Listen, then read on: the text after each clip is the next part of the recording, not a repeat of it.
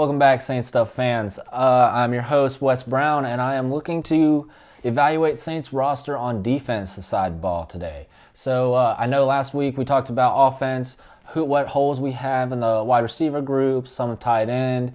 I'm looking to evaluate the Saints defense today. So first things first, I want to talk about what changes have been made. Obviously, a lot of assistant coaches changes. We still have Dennis Allen as our defensive coordinator, so we still have him as a tremendous asset moving on as our defensive coordinator. So what worked for us last year was what's considered more of a 4-2-5. So that's kind of like a nickel defense is really what it is. You have 4 down linemen, defensive linemen that are hand in the dirt, ready to go. You have 2 linebackers behind them, and those 5 is 5 members of the secondary. So normally that's a 4. You normally have a 4-3-4. It's very basic defense. We ran a 4-2-5 last year because we wanted an extra corner or safety on the field, and it gave us more speed instead of an extra linebacker, which gives us more coverage as running.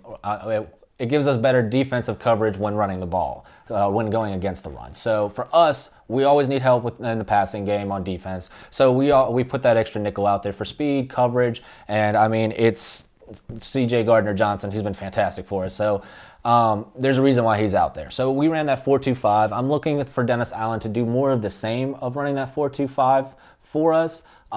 He does like to mix it up a little bit. He likes blitz packages a lot. He sent Demario Davis on a blitz quite a few times, so I won't be surprised to see what schemes he comes up from that, but I think our main base defense will be that 4-2-5. So I want to go through that with what we have on the roster. So defensive line, let's start there first.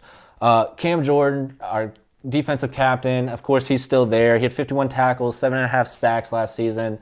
He had a down year, and so I'm hoping he bounces back. At the same time, Trey Hendrickson on the other side shined.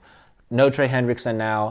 Trey Hendrickson led the whole NFL in sacks. So that's tremendous production, but of course we don't have that coming back. So we have to find that production elsewhere now. So that other side is the unproven Marcus Davenport, who we drafted. It was a very high draft pick that we took him at, and he has not lived up to those expectations yet. I'm hoping to see that this is the final season that he starts living up to those expectations. I just doubt it. I'm going to be honest.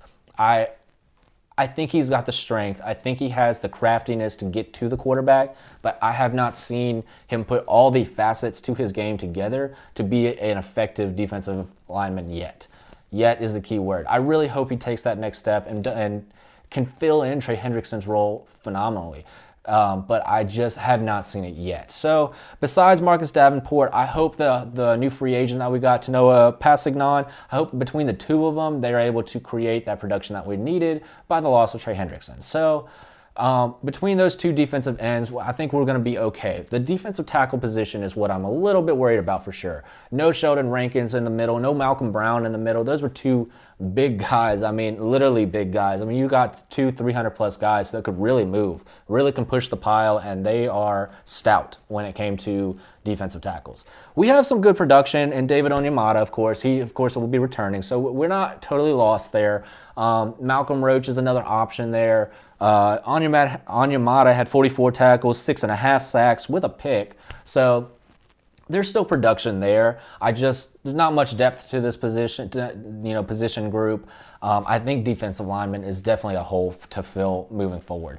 We could address that in the draft. However, I think we could also address that in free agency as well. Saints love drafting defensive linemen, so I will not be surprised if we spend a high pick on a defensive lineman. But I think there's other areas that we need to address first before we address the defensive line group, but definitely a hole. So I give this group a C.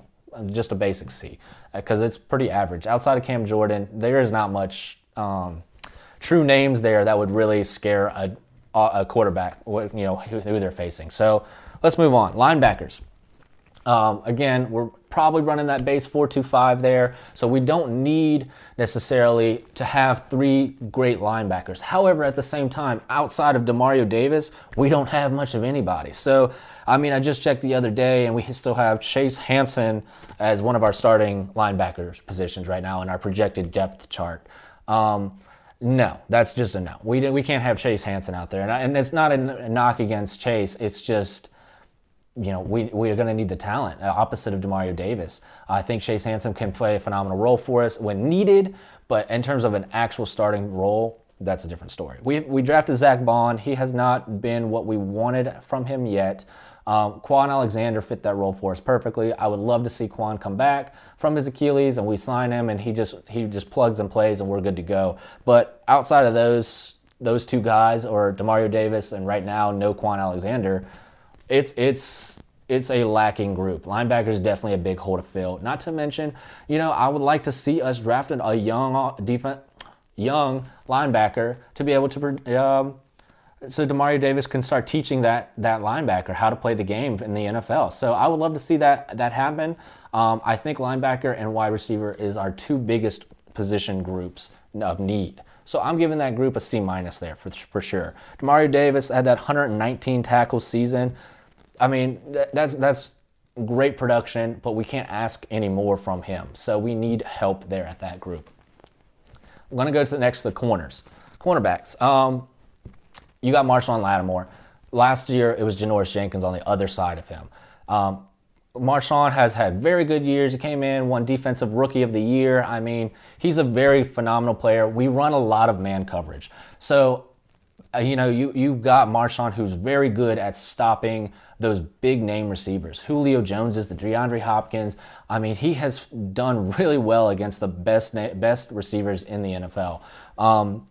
Marshawn Lattimore does get burnt against these no-name receivers sometimes. It's very odd how that happens, but I'm not going to judge him for that. I know he has to have a bad game every now and then, but at the same time, it's very interesting to see how Lattimore plays up when needed, but then plays down when he feels like that it's not a challenge. So Lattimore has done great for us at one corner. Janoris Jenkins at the other side last season played great for us. We don't have him anymore. So finding that second corner, it will definitely probably be our biggest hole moving forward.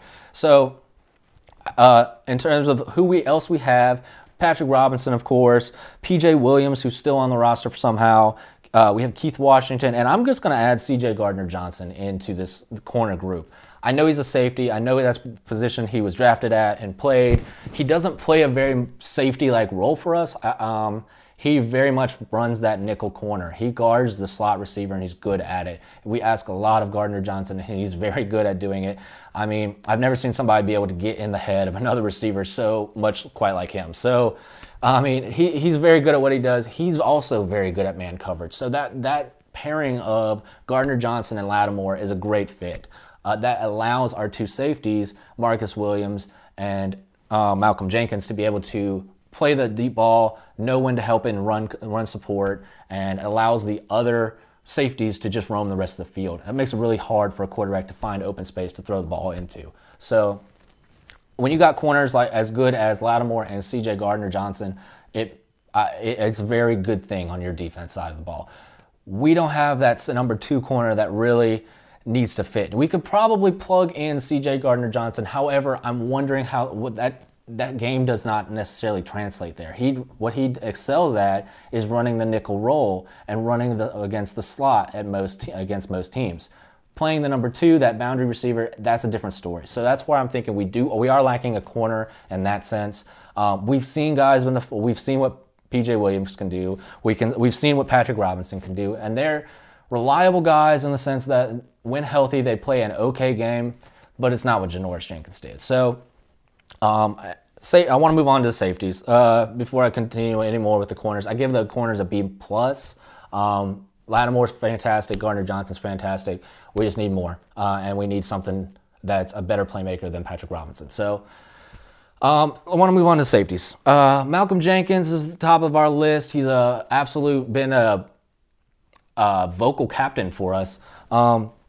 Marcus Williams, who we just franchise tagged, so he'll be another member, part of our New Orleans Saints team for this year. I'd like to see a contract get done so we can actually have him for long term instead of just a one-year rental. So those two are one of the two greatest safeties in the league right now. I think that's a great tandem that we have right there. Marcus Williams is a great zone safety. I mean, he's a playmaker when he has the ball in his hands.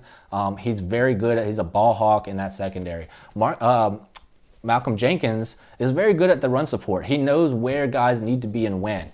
So he is very smart on that back end, and I'm sure is teaching Marcus Williams where to be, how to do things, and compete at the NFL level for as long as Malcolm Jenkins has had. So safety-wise, A- group here, and I throw in P.J. Williams. I know P.J. Williams played a little bit of safety. He's more of a corner, but he did actually play pretty well at the safety role for us. So I'm wondering if that switch isn't a more permanent thing, because I don't think PJ played very well at the corner position, but he did play well at the safety position. So if we make that switch there, we've got some decent depth behind our two safeties if one were to go down for injury. So A- group there.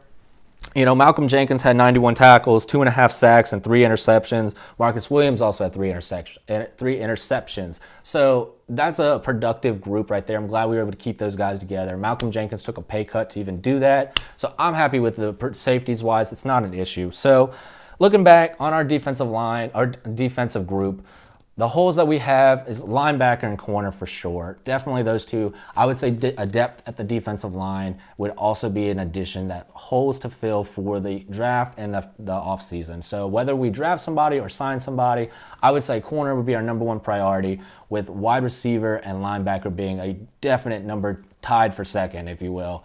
And then depth at the defensive line and depth at the offensive line would be, and depth at the tight end position would be some more minor holes that need to be filled, maybe via draft, via trade, or via offseason. So that's my evaluation of the Saints roster on defense. Let me know what you guys think. Please, comment, give me some feedback. What else you guys want to hear?